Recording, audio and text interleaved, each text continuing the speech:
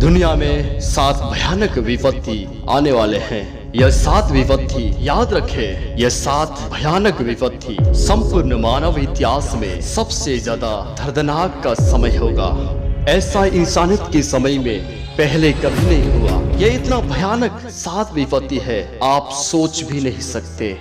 ये 7 विपत्ति मनुष्य पहले कभी नहीं देखा होगा। यह इतना खतरनाक भयानक विपत्ति है, मनुष्य का ज्ञान और बुद्धि काम नहीं करेगा। मनुष्य कोशिश करेंगे इस विपत्ति से बचने के लिए, मनुष्य प्रयास करेंगे इस विपत्ति से बचने के लिए, लेकिन मनुष्य का ज्ञान और बुद्धि और मेडिकल साइंस और वैज्ञानिकों का ज्ञान काम नहीं करेगा। मनुष्य कोशिश करेंगे, अलग अलग प्रकार मेडिसिन और योजना करेंगे बचने के लिए, लेकिन ये कोई नेचुरल विपत्ति नहीं, ये कोई प्राकृतिक विपत्ति नहीं। बाइबल बताती है यह जीवित परमेश्वर का प्रकोप है। इस 7 विपत्ति से बचने के लिए एक ही रास्ता है। आप इस वीडियो को अंत तक देखें और इस वीडियो के अंत में मैं आप लोगों को बताऊंगा आप इस विपत्ति से कैसे बचोगे और कौन आपको बचाएगा। आप इस वीडियो को जरूर देखें और मेरे प्रियो, आप इस वीडियो को दूसरों को भी जरूर शेयर कीजिए। चलिए हम शुरू करते हैं। यह विपत्ति क्या है, क्यों इस धरती पर यह विपत्ति आएगा। चलिए हम शुरू करते हैं, चलिए हम जानेंगे। इससे पहले हम परमेश्वर का, जीवित परमेश्वर का वचन पर ध्यान देना होगा। यहाँ पर 7 विपत्ति है। मैं आप लोगों को एक एक विपत्ति के बारे में बताऊंगा। आप इस वीडियो को ध्यान से देखें। प्रकाशित वाक्य में यहाँ पर इस प्रकार लिखा हुआ है, फिर मैंने मंदिर में किसी को ऊंचे शब्द से उन 7 स्वर्गदूत से यह कहते सुना, जाओ परमेश्वर के प्रकोप के 7 कटोरों को पृथ्वी पर उंडेल दो। पहले स्वर्गदूत ने जाकर अपना कटोरा पृथ्वी पर उंडेल दिया। तब उन मनुष्य के जिन पर पशु की छाप थी और जो उसकी मूर्ति की पूजा करते थे, एक प्रकार का बुरा और दुखदायी फोड़ा निकला। हम पहले विपत्ति के बारे में एक्सप्लेन करेंगे मेरे प्रियो। बाइबल बताती है जिसके माथे पर पशु का अंक है, यानी 666, जिसके माथे पर पशु का अंक है, यह विपत्ति उन पर आ पड़ेगा। और बाइबल बताती है जिसके अंदर, जिसके माथे पर पशु का अंक है, उनके शरीर में दुखदायी फोड़ा निकलेगा। वो लोग जीने के लिए कोशिश करेंगे, वो लोग इधर जाएंगे, वहां जाएंगे, यहाँ जाएंगे, लेकिन उनके पास रास्ता नहीं। मेरे प्रियो, मैं आप लोगों को बताना चाहता हूँ, आपके माथे पर पशु का अंक नहीं बल्कि परमेश्वर का अंक होना चाहिए। अगर आपके माथे पर पशु का अंक है तो याद रखें, आपके शरीर में दर्दनाक दुखदायी फोड़ा निकलेगा और आप मर जाओगे। बचाने वाला कोई नहीं। आज आपके पास समय है, मन फिराओ। खुदा आज भी आपको बचाना चाहता है। और मेरे प्रियो, दूसरे विपत्ति के बारे में हम जानेंगे। यहाँ पर इस प्रकार लिखा हुआ है, दूसरे स्वर्गदूत ने अपना कटोरा समुद्र पर उंडेल दिया और वह मरे हुए मनुष्य के लहू जैसा बन गया और समुद्र में का हर एक जीवधारी मर गया। दूसरे विपत्ति क्या है? बाइबल बताती है समुद्र में सब पशु और जीवधारी पशु मर जाएंगे, क्योंकि बाइबल बताती है मनुष्य के लहू जैसा बन गया और समुद्र में जो पानी मरे हुए मनुष्य का लहू जैसा वैसा ही बन गया और सब जीव मर गए थे और सब जीव मर जाएंगे।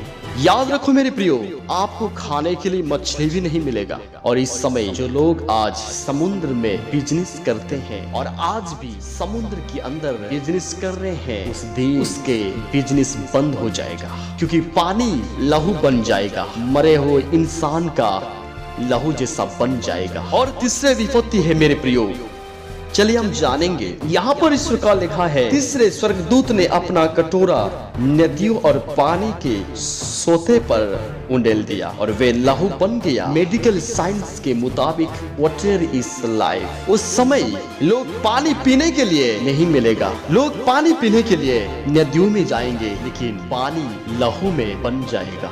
उस समय पानी लहू बन जाएगा। आप तो चाहते हैं पीने के लिए, लेकिन पानी लहू बन गया। मेरे प्रियो, अगर आप इस विपत्ति से बचना चाहते हैं, आप यीशु मसीह पर विश्वास कीजिए। धरती पर हर नदियों के पानी में लहू बन जाएगा और आपको पीने के लिए नहीं मिलेगा।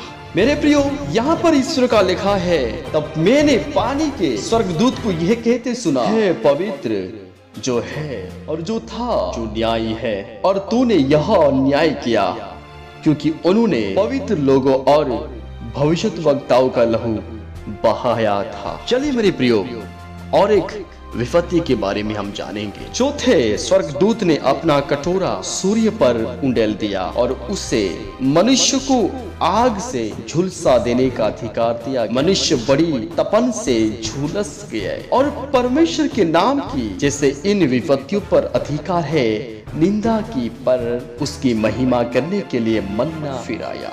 एक भयानक विपत्ति है मेरे प्रियो। आप इस विपत्ति से बचना चाहते हैं तो आप जरूर कमेंट कीजिए। और मन फिरा है, खुदा आज भी आपको बचाने के लिए आपको इंतजार कर रहे हैं। लौटा पाप को छोड़ दो मेरे प्रियो।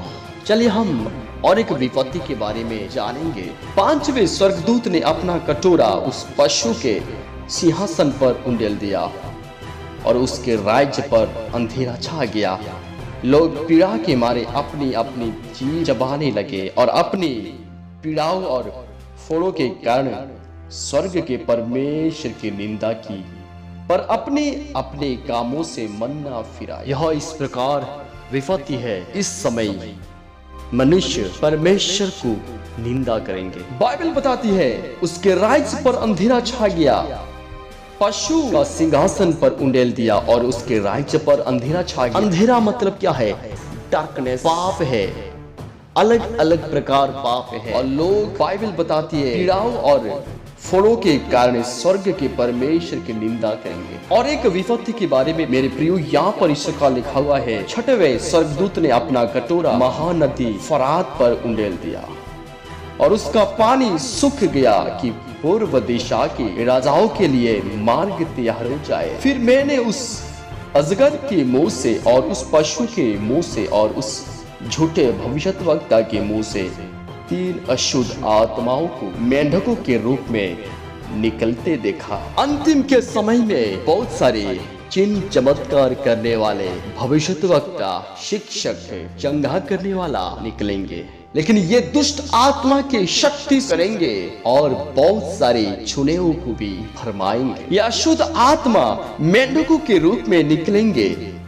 ये चिन्ह दिखाने वाली दुष्ट आत्मा है जो सारे संसार के राजाओं के पास निकलकर इसलिए जाते हैं कि उन्हें सर्वशक्तिमान परमेश्वर के उस बड़े दिन की लड़ाई के लिए इकट्ठा करें। समय आएगा, धरती पर लड़ाई होगा, युद्ध होगा, मर्डर होगा, झूठे प्रचारक निकलेंगे, झूठे भविष्यद्वक्ता निकलेंगे, चिन्ह चमत्कार दिखाएंगे, लोगों को भरमाएंगे। Are you ready? या आप रेडी है यीशु मसीह के साथ जाने के लिए? उसका कोई भी वादा ना होगा अधूरा, हर एक वादा उसका होता है पूरा। उसका कोई भी वादा ना होगा अधूरा, वो आने वाला है, अब तैयारी हो जाए। बाइबल बताती है, देख मैं चोर के समान आता हूँ, धन्य वह है जो जागता रहता है और अपने वस्त्र की चौकसी करता है कि नंगा ना फिरे और लोग उसका नंगापन ना देखे। और उन्होंने उनको उस जगह इकट्ठा किया जो इब्रानी में हर मगीदोन कहलाता है। अंतिम के दिन में लोग लड़ेंगे, लोग मर्डर करेंगे, व्यभिचार करेंगे। चलिए मेरे प्रियो, हम अंतिम विपत्ति के बारे में जानेंगे। 7वें स्वर्गदूत ने अपना कटोरा हवा पर उंडेल दिया और मंदिर के सिंहासन से यह बड़ा शब्द हुआ हो चुका। फिर बिजलियां चमकी और शब्द और गर्जन हुए और एक ऐसा बड़ा भूकंप आया कि जब से मनुष्य की उत्पत्ति पृथ्वी पर हुई तब से ऐसा बड़ा भूकंप कभी ना आया था। इससे उस बड़े नगर के 3 टुकड़े हो गए और जाति जाति के नगर गिर पड़े और बड़े बेबीलोन का स्मरण परमेश्वर की यहाँ हुआ कि वह अपने क्रोध की जलजलाहट की मदिरा उसे पिलाया। अंतिम के दिन में, अंतिम के समय में भयानक भूकंप होगा।